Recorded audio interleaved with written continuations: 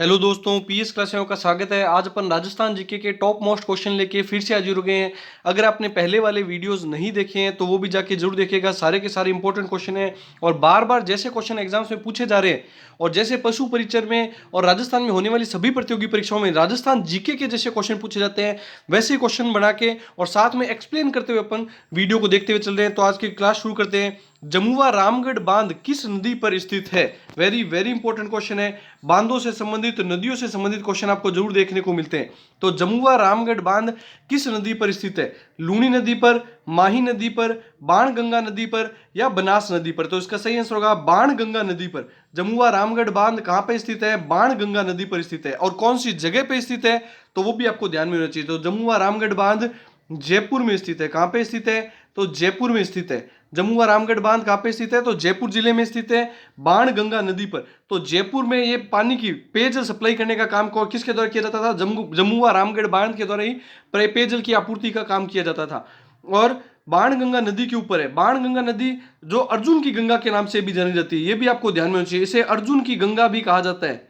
अर्जुन की गंगा भी कहा जाता है इसको। अर्जुन की गंगा क्यों कहा जाता है? क्योंकि जब अर्जुन और जो पांचों पांडव थे वो वनवास पर गए थे, तब उन्होंने अपने अस्त्र शस्त्र को एक पेड़ पर टांग दिया था और कहा था कि जब भी हम आपके अस्त्र शस्त्रों के बारे में कहा था कि जब भी हम आपको यूज करेंगे, अस्त्र शस्त्रों को कहा था, तब हम आपको सबसे पहले गंगा में धोएंगे, उसके बाद में आपको यूज करेंगे।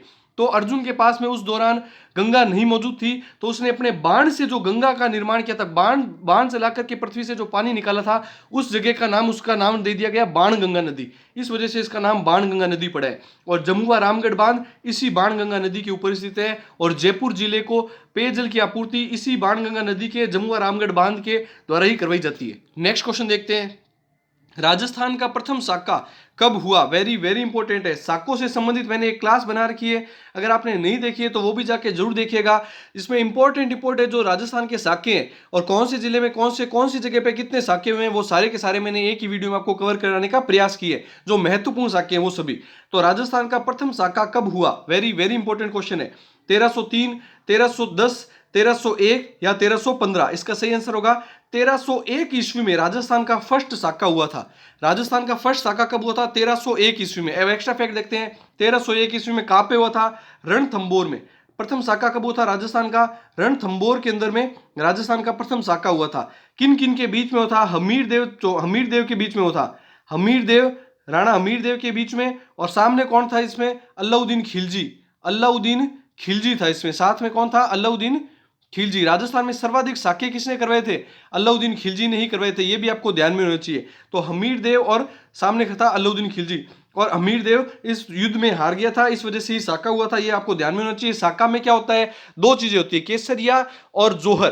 केसरिया तो किया जाता है पुरुषों के द्वारा। पुरुष क्या करते हैं? केसरिया वस्त्र धारण करके युद्ध क्षेत्र में उतर जाते हैं और जब तक लड़ते रहते हैं, जब तक उनके प्राणों को न्योछावर ना कर दिया जाए उस युद्ध क्षेत्र, युद्ध भूमि में, तब तक लड़ाई करते रहते हैं। और महिलाएं क्या करती है? अग्नि जला करके या फिर जल के अंदर अपने आप को, स्वयं को समर्पित कर देती है और फिर जोहर करती है, उसको बोलते हैं जोहर। तो ये दोनों जब चीजें होती है साथ में, जोहर और केसरिया, तो उसको सम्मिलित रूप से साके का नाम दिया जाता है।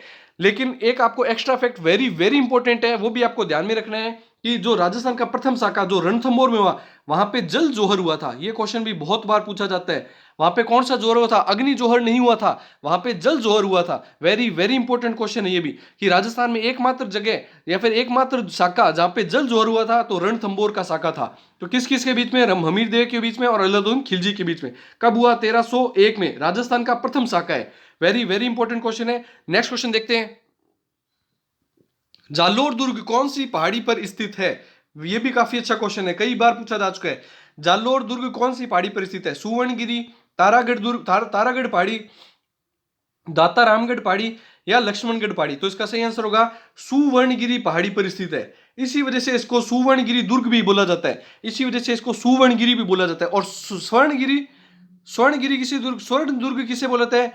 राजस्थान का स्वर्णिम दुर्ग किसे बोला जाता है? जो जिस पे धूप पड़ने के दौरान वो चमकने लगता है, सोने के जैसे चमकने लगता है, वो जैसलमेर का दुर्ग है। और सुवर्णगिरी दुर्ग बोला जाता है, जालोर दुर्ग को बोला जाता है। ये दोनों फैक्ट आपको अच्छे से ध्यान में होने चाहिए। नेक्स्ट क्वेश्चन देखते हैं। राजस्थान की सबसे बड़ी गौशाला कहां स्थित है? पशु परिचर का पेपर है, और पशु परिचर के पेपर में आपको पशुओं से संबंधित गौशाला हो गई और पशुओं से संबंधित जो भी फैक्ट है, मेले हो गए, पशुओं के संबंधित जो भी काफी चीजें पूछी जाती है वो सभी आपको अच्छे से ध्यान में होनी चाहिए। तो सबसे बड़ी राजस्थान की गौशाला कहाँ स्थित है? वेरी वेरी इंपॉर्टेंट क्वेश्चन है पशु परिचर की दृष्टि से ये। तो इसका सही आंसर बताइए, जालोर, जयपुर, उदयपुर या बीकानेर? तो इसका सही आंसर क्या होगा? इसका सही आंसर होगा जालोर। राजस्थान की सबसे बड़ी गौशाला सांचौर जालोर में स्थित है। कहां पे स्थित है? सांचौर जालोर में स्थित है। आनंद वन सांचौर जालोर में स्थित है। वेरी वेरी इंपॉर्टेंट क्वेश्चन है। और एक फैक्ट आपको और ध्यान रखना है, सबसे पुरानी अगर आपको पूछा जाए, कि सबसे पुरानी अपनी डेयरी कौन सी है, तो आपको ध्यान रखना है पद्मा डेयरी। सबसे पुरानी डेयरी कौन सी है? तो पद्मा डेयरी, जो कि कहां पे है? अजमेर में स्थित है। और सबसे बड़ी गौशाला पूछा जाए तो वो आपको ध्यान में ही है, जालोर में स्थित है। आनंदवन, पथमेड़ा, सांचौर जालोर में स्थित है। नेक्स्ट क्वेश्चन देखते हैं।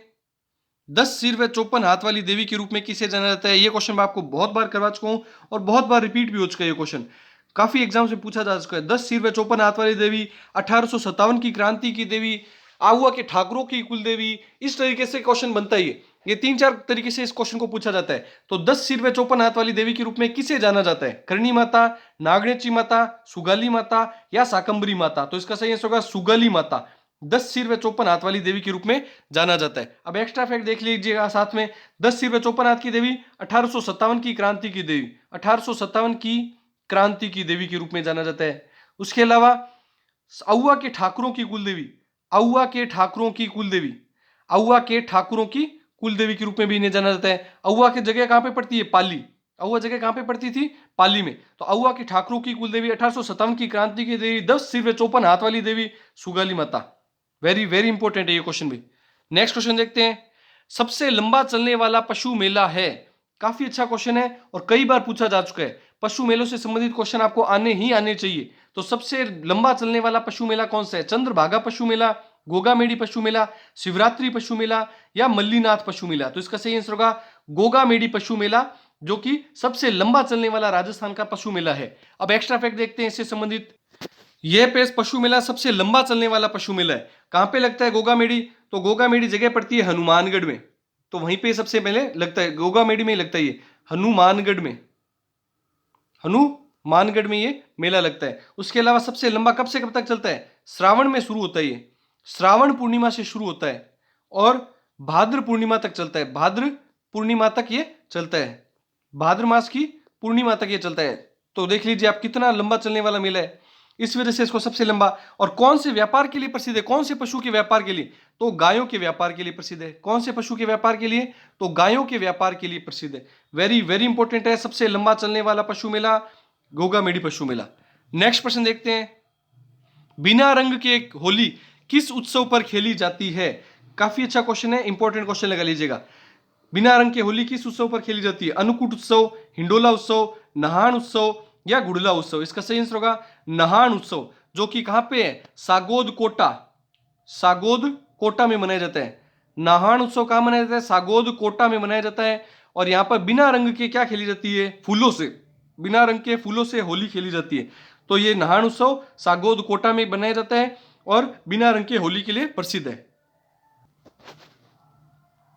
नेक्स्ट क्वेश्चन देखते हैं अपन। दाढ़ी मूछ वाले हनुमान जी का मंदिर कहां स्थित है? वेरी वेरी इंपॉर्टेंट क्वेश्चन है ये भी। दाढ़ी मूछ वाले हनुमान जी का मंदिर कहां स्थित है? दौसा, चूरू, बीकानेर या सीकर? इसका सही आंसर होगा चूरू जिले में।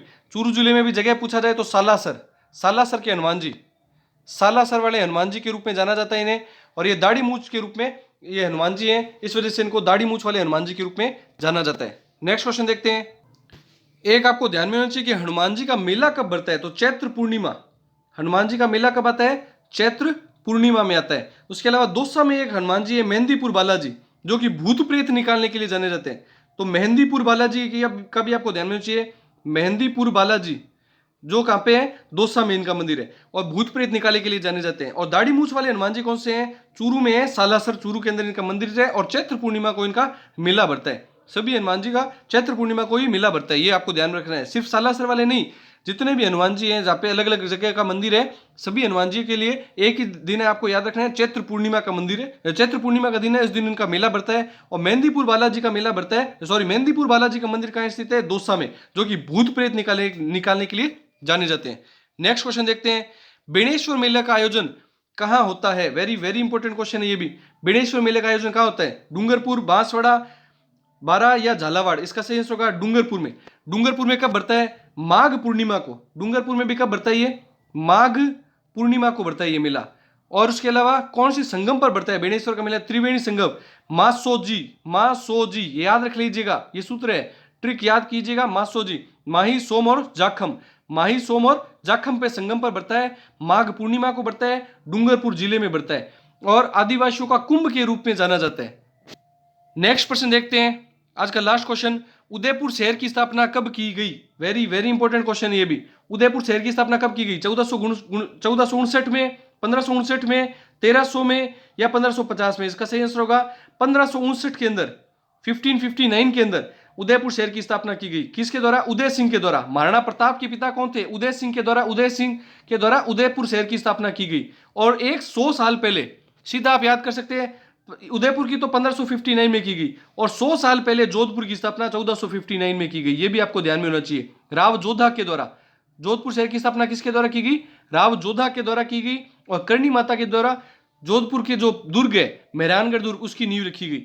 और उदयपुर शहर की स्थापना 1559 में उदय सिंह के द्वारा, महाराणा प्रताप के पिता उदय सिंह के द्वारा बसाया गया उदयपुर शहर। आई होप जो भी अपन ने क्वेश्चन किए हैं आपको अच्छे लगे होंगे। वीडियो को जितना ज्यादा उसके स्टडी ग्रुप में, दोस्तों में शेयर जरूर किया कीजिए, इससे हमें मोटिवेशन मिलता है। क्लास को लाइक, शेयर, सब्सक्राइब कीजिए। Thank you.